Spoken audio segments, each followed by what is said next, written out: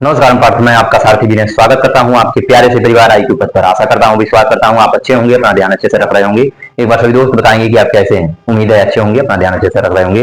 फिर उसके बाद हम लोग अपनी प्यारी सी क्लास पॉलिटी को शुरू करते हैं। और उसमें हम लोग पढ़ना शुरू किया था कौन सा, तो भाग 3 के बारे में, मूल अधिकारों के बारे में। और मूल अधिकारों में हम लोगों ने शुरू अपना कर दिया था कि समानता का अधिकार, जो अनुच्छेद 14 से लेकर के आपको 18 तक देखने को मिलता है, उसमें भी हमने पढ़ लिया था अपना कौन सा, जो भाग हम लोग पढ़ रहे थे, भाग हम लोगों ने 3 पढ़ना शुरू किया था। और उसमें भी हम लोगों ने सबसे पहले पढ़ा था इसका समानता का अधिकार, समानता का अधिकार, अनुच्छेद अनुच्छेद इसमें 14 से लेकर के 18 तक जो दिया गया है वो समानता का अधिकार है। और इसमें भी हम लोगों ने जो पढ़ लिया था किसको, अनुच्छेद जो हम लोग पढ़े थे, जो आर्टिकल जो 14 पढ़ा था, हम लोगों ने 14 को पढ़ा था। इसमें इसमें आपको एक बार क्विक रिवीजन करोगे, एक बार आप क्विक रिवीजन करोगे कि इसमें क्या दिया गया था। तो इसमें सबसे पहले दिया गया था, क्या दिया गया था इसमें, यहाँ पे मैं लिखना चाहूंगा कि 14 जो आपको दिया गया था इसमें, दो विधि के समक्ष, विधि विधि के समक्ष, विधि के समक्ष समक्ष समानता, समानता ये हमें कहां से मिला, ब्रिटेन से लिया गया है। और फिर उसके बाद 14 जो सेकंड कहता है, 14 सेकंड कहता है कि विधि का समान संरक्षण, समान समान संरक्षण, संरक्षण दे रहा था, संरक्षण की बात कर रहा था। ये हम लोगों ने अमेरिका के संविधान से लिया, अमेरिका, ये हम लोगों ने कहां से लिया, अमेरिका से लिया है। ठीक है। फिर उसके बाद फिर हम लोगों ने 15 पढ़ा। 15 कह रहा है कि भेदभाव, भेदभाव किसी किसी व्यक्ति के साथ भेदभाव, भेदभाव के विरुद्ध अधिकार दे रहा था। क्या कह रहा था, भेदभाव के विरुद्ध, भेदभाव के विरुद्ध, विरुद्ध अधिकार। ठीक है, अधिकार, भेदभाव के विरुद्ध अधिकार की बात कर रहा था। ये बातें भेदभाव के विरुद्ध अधिकार की बात कर रहा था। ठीक है, क्या कर रहा था, भेदभाव के विरुद्ध अधिकार की बात कर रहा था। ठीक है, इसमें भी हम लोगों ने पहले 15 फर्स्ट को हम लोगों ने पढ़ लिया था। 15 फर्स्ट को, 15 फर्स्ट क्या कहता है, 15 फर्स्ट कहता है कि किसी भी व्यक्ति के जाति, किसी भी व्यक्ति के जाति, मूल वंश, निवास कह रहा था, निवास स्थान, जन्म, फिर उसके बाद धर्म आदि आदि के साथ भेदभाव नहीं किया जाएगा, भेदभाव नहीं किया जाएगा। ये बातें हम लोगों ने कल देख लिया था, ये बातें हम लोगों ने कल देख लिया था। ठीक है, ठीक है, उसके साथ भेदभाव नहीं किया जाएगा। ठीक है, साथ भेदभाव नहीं किया जाएगा, ये हम लोगों ने कल देख लिया था। इसको मिटा दूं क्योंकि हम लोग क्या, बस ये क्विक रिवीजन हम लोग आज कर रहे थे, इसका हम लोग आज बस रिवीजन किए हैं। फिर उसके बाद हम लोग अपने अगले अनुच्छेद पे आ जाते हैं, जो हमें क्या कहता है, 15 अनुच्छेद जो है, अनुच्छेद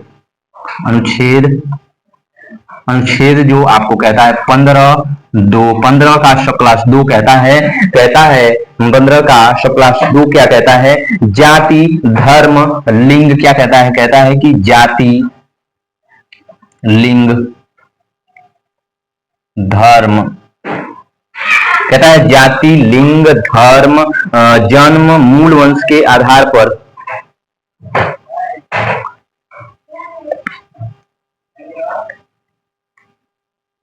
जन्म हो गया, लिंग हो गया, जन्म हो गया, मूल वंश के आधार पर, मूल वंश के आधार पर, मूल वंश के आधार पर सार्वजनिक स्थानों पर किसी व्यक्ति को रोका नहीं जाएगा। किसी व्यक्ति को सार्वजनिक स्थानों पर प्रवेश करने से जो किसी व्यक्ति को आधार पर, किसी व्यक्ति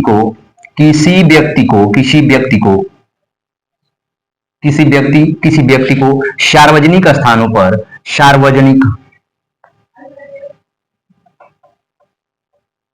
सार्वजनिक स्थानों पर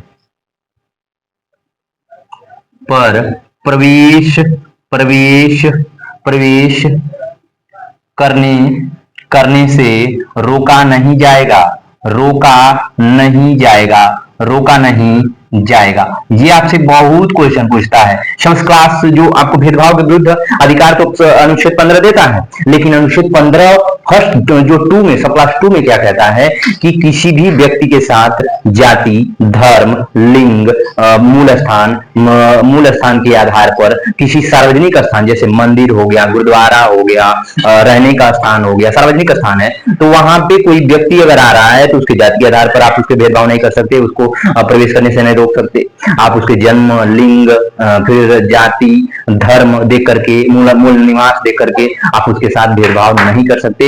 ये आपका अनुच्छेद 15(2) इसकी मनाही करता है। अगर आप रोकोगे तो ये व्यक्ति सीधे कहां जाएगा? सुप्रीम कोर्ट चला जाएगा। ये व्यक्ति कहां चला जाएगा? सीधे सुप्रीम कोर्ट चला जाएगा। ठीक है, ये अनुच्छेद 15 का उल्लंघन हो जाएगा। ठीक है, फिर उसके बाद अनुच्छेद जो 15 है, अनुच्छेद, फिर उसके बाद आया अनुच्छेद 15(3).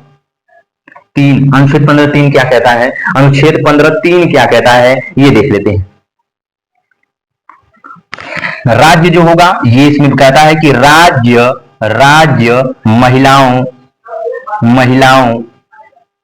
महिलाओं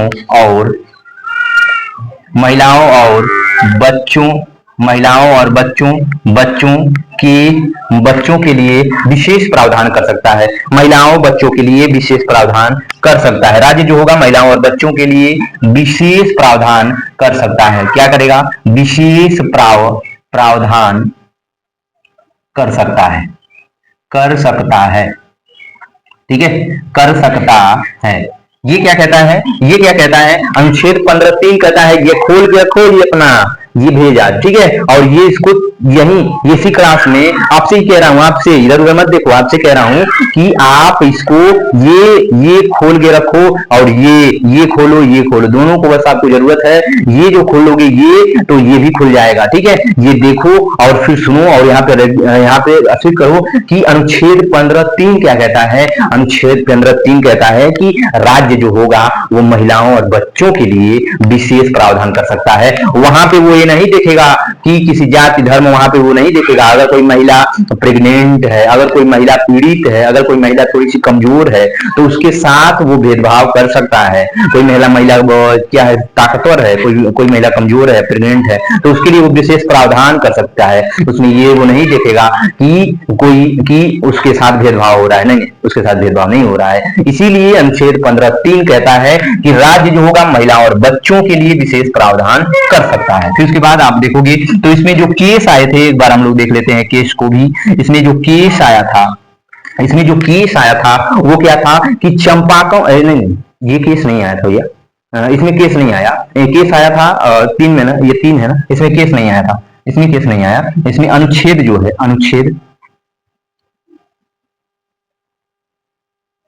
अनुच्छेद 15 सब क्लास 4, अनुच्छेद 15 सब क्लास 4 क्या कहता है?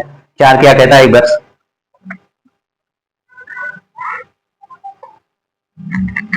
राज्य जो होगा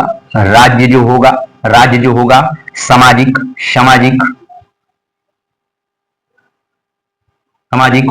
व शैक्षणिक, राज्य जो होगा, राज्य सामाजिक व शैक्षणिक पिछड़े वर्गों के लिए, शैक्षणिक पिछड़े वर्गों के लिए,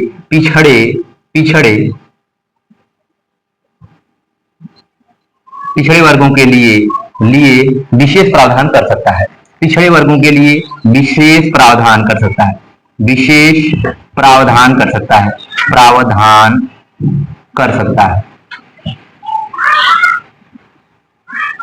क्या कर सकता है? विशेष प्रावधान कर सकता है। ठीक है, राज्य जो होगा वो, रुकिए एक बार मैं थोड़ा सा खिड़की खोल दूं, हवा चल रही है बहुत ज्यादा से, आंधी आ रही है। ठीक है, आंधी तेज आ रही है, तूफान के साथ आ रहा है। ठीक है, एक बार मैं देख लूं कि आपका ब्लर तो नहीं हो रहा है। ठीक है, अच्छा है। ये क्या कह रहा है कि राज्य सामाजिक और शैक्षणिक रूप से पिछड़े जो लोग हैं, जो समाज में जिनका देखोगे तो आपको कहीं स्लम एरिया देखने को मिलेगा, झुग्गी झोपड़ियां देखने को मिलेंगी। झुग्गी झोपड़ियों में देखोगे किसी के खाने के खानाबदोश लोग मिलेंगे, और कहीं पे ऐसे देखोगे कि लोग अभी भी अंगूठा टेक हैं, शैक्षणिक रूप से पिछड़े हुए हैं, तो उनके लिए राज्य विशेष प्रावधान कर सकता है। उनके लिए राज्य जो होगा वो विशेष प्रावधान कर सकता है, कर सकता है। और ये जो आया था, ये जो देखोगे केस आया था, एक केस आया था चंपाकम दुराई बनाम भारत सरकार राज्य। क्या था? जो चंपाकम दुराई बनाम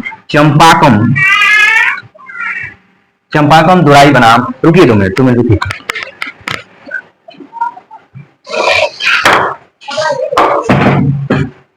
इसमें केस आया था कौन सा? चंपाकम दुराई बनाम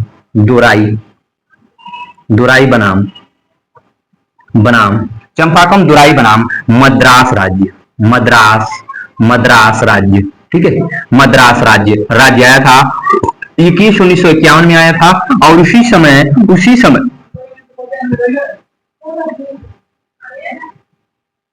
इसमें देखोगे तो इसमें फर्स्ट संविधान संशोधन,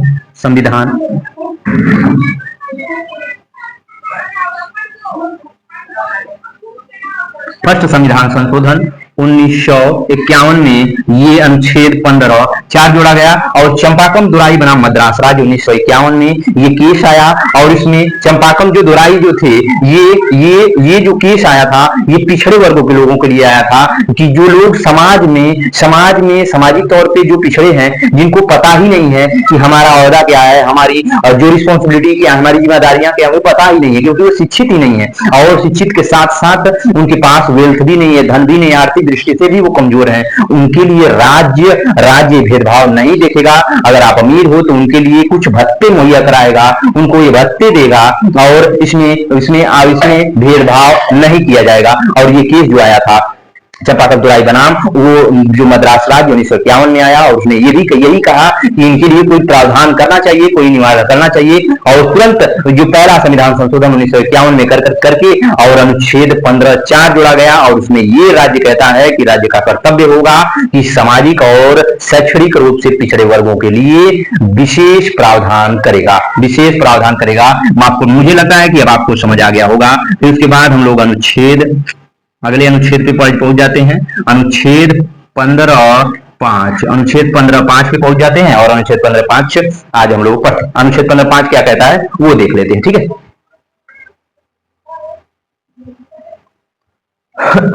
ये कहता है कि सामाजिक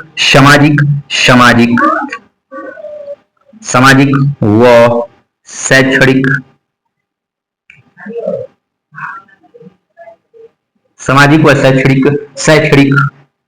रूप से पिछड़े सामाजिक और शैक्षणिक रूप से पिछड़े लोगों के लिए, जो पिछड़े वर्गों को सरकारी सहायता प्राप्त, पिछड़े वर्गों को सरकारी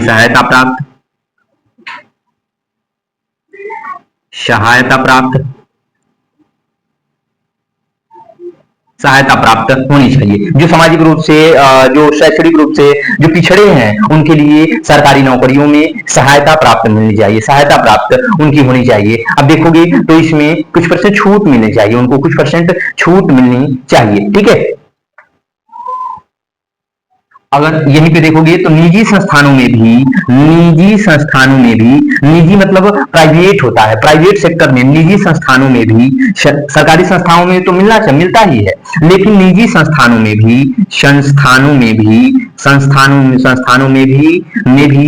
भी आरक्षण का प्रावधान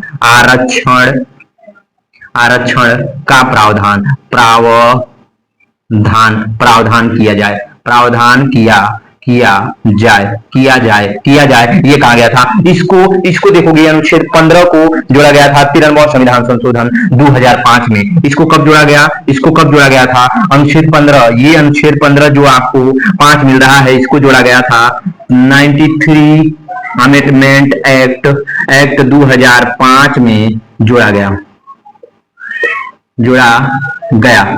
आपसे कह रहा हूं, आपसे ही कह रहा हूं, इसको जल्दी से नोट करिएगा, ठीक है। तो आपसे क्वेश्चन भी ये भी पूछ सकता है कि अनुच्छेद 15(5) कौन से संविधान संशोधन द्वारा जोड़ा गया है, ये आपसे पूछेगा, ऑप्शन देगा, फिर उसके बाद आप लूल बटा 27 हो जाओगे।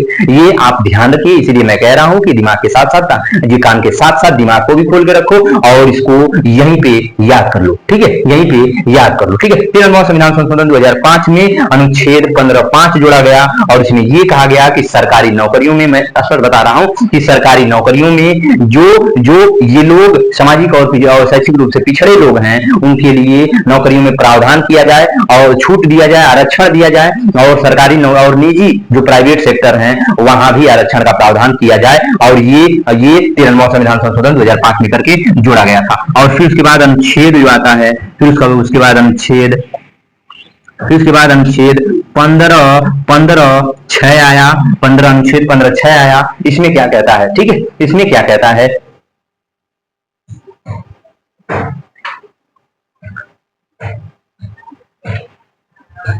आर्थिक आधार पर, आर्थिक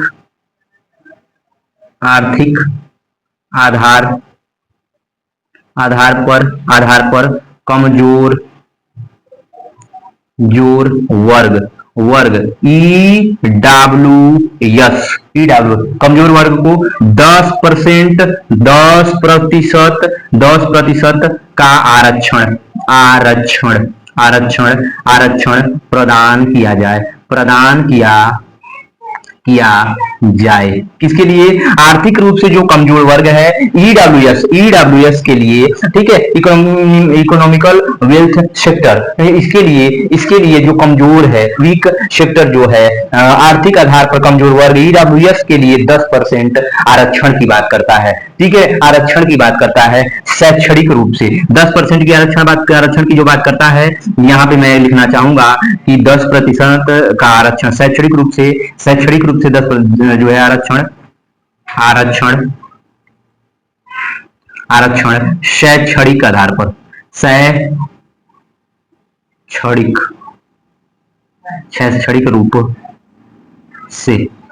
शैक्षणिक रूप से अगर शैक्षणिक रूप से जो कि शिक्षा में ईडब्ल्यूएस के लिए 10% आरक्षण दिया जाएगा कि जो आर्थिक रूप से कमजोर हैं, ईडब्ल्यूएस में आते हैं, ईडब्ल्यूएस के लिए शिक्षण संस्थानों में, जहां शिक्षा लेने के लिए जो कमजोर वर्ग जाता है आर्थिक रूप से, उनके लिए शिक्षा संस्थानों में 10% आरक्षण की बात होती है। और आपको पता है कि ये सर्टिफिकेट बनवा करके अगर आप जाते हो तो आपको 10% का आरक्षण मिलता है, ये राज्य देता है, ठीक है। तो 10% शिक्षा में आपको देख लेना, आपको देख लीजिएगा कि किसमें कह रहा है कि शिक्षा में 10% आरक्षण कब मिल रहा है, आपको शिक्षा में 10% आरक्षण अनुच्छेद 15(6) में मिल रहा है। और एक और आएगा जो आपसे कहता है कि ईडब्ल्यूएक्स के लिए आर्थिक रूप से नौकरियों में 10% आरक्षण, तो अनुच्छेद 16(6) में कहता है, अनुच्छेद 16(6) में क्या कहता है कि आर्थिक रूप से कमजोर वर्ग के ईडब्ल्यूएस के लिए नौकरियों में 10% का आरक्षण दिया जाएगा। और इसमें 10% का आरक्षण जो शैक्षिक रूप से शिक्षण संस्थानों में जो 10% आरक्षण मिल रहा है वो 15(6) में, अनुच्छेद 15(6) में दिया गया था। और इसको जोड़ा गया, और इसको कब जोड़ा गया था, इसको 103वां संविधान संशोधन 2019 में इसको जोड़ा गया अनुच्छेद 15(6) को कब जोड़ा गया था, तो 103वां संविधान संशोधन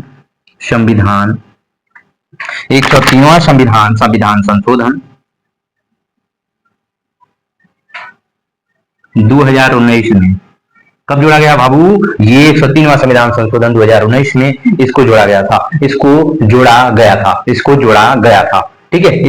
जोड़ा गया था, ठीक है। कैसी लगी वीडियो बताइएगा, ध्यान रखिएगा, ख्याल रखिएगा और फीडबैक जरूर दीजिएगा, ठीक है। हमें भी तो थोड़ा सा सपोर्ट कर दो, अगर सपोर्ट करोगे तो आपको मैं दिखाऊंगा, बताऊंगा, लेकिन हाँ उससे पहले मेरा कंटेंट देख लो, आपको पता चल जाएगा। मुझे तारीफ करने की कोई जरूरत नहीं है, अपने मुंह में मिट्ठू बनना, यानी कि एक गधे को ये कह देना कि तुम बहुत सुंदर, बहुत अच्छे कर रहे हो, ठीक है।